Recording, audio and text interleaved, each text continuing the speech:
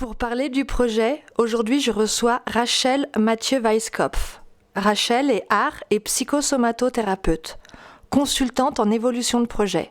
Rachel travaille à la Bulle, à Obernai, en Centre-Alsace. Tu as créé un parcours qui s'appelle Coller à son projet. Peux-tu nous en parler s'il te plaît ? Alors effectivement, Coller à son projet, c'est un parcours modulaire et modulable qui se décline en 3 volets. Le premier volet, c'est donner corps à son projet. Le second, c'est projet de cœur, cœur de projet. Et le troisième, l'esprit du projet.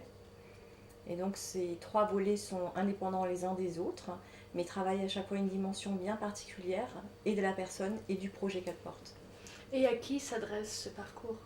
Alors c'est un parcours qui s'adresse à toute personne qui est en cours de changement, d'évolution dans sa vie, que cette évolution, ce changement soit à un niveau professionnel, à un niveau relationnel, à un niveau personnel.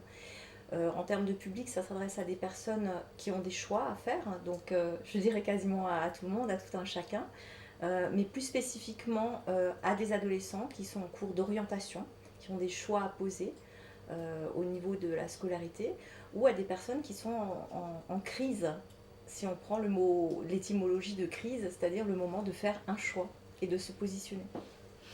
Et qu'est-ce que c'est que le projet ? C'est un projet professionnel ? C'est quoi ? C'est un projet privé ? Alors c'est intéressant que tu poses la question parce que très souvent quand on parle de projet, on entend ça avec l'oreille du professionnalisme ou du travail, de l'insertion professionnelle. C'est vraiment le domaine dans lequel ce mot a été beaucoup utilisé. Mais si on le découpe, si on s'amuse un petit peu avec le mot, le projet, c'est le premier jet.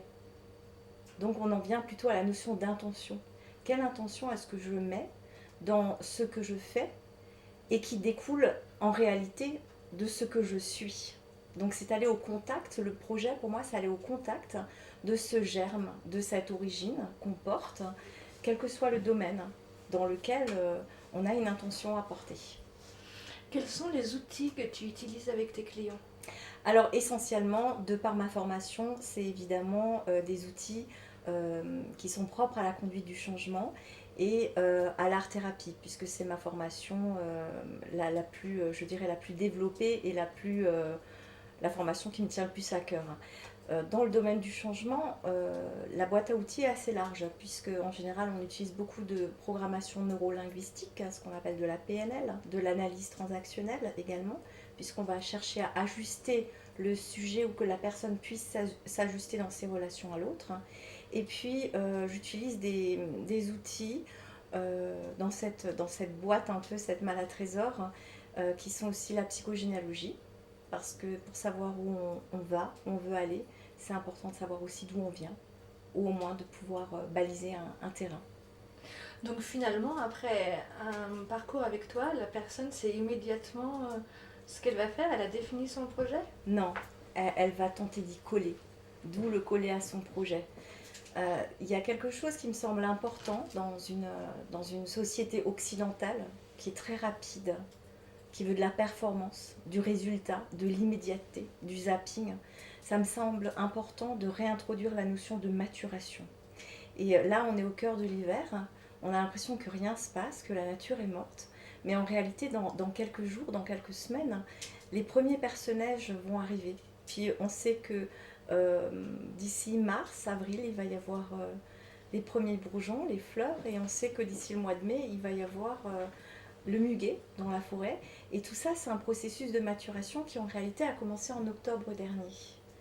Donc coller à son projet, c'est pas savoir dire maintenant c'est bon, je sais, j'y vais.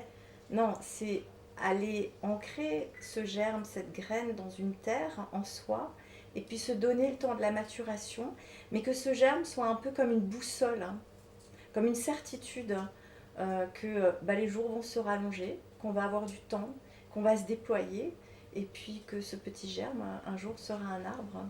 Et là, le projet sera en cours. Comment t'es venue l'idée de travailler sur le projet ? Alors l'idée m'est venue parce que j'ai rencontré il y a quelques années, il y a 12 ans exactement, donc un cycle, hein, 12, il y a ces cycles de 7 ans, de 9 ans, de 12 ans. Il y a 12 ans, j'ai rencontré un monsieur qui s'appelle Jean Lepelletier, dont on m'avait déjà parlé et qui a introduit en France le concept du projet de vie. Et j'étais moi-même, sans le savoir à ce moment-là, à une charnière. Et ce projet de vie, ça dépasse de loin le projet juste professionnel.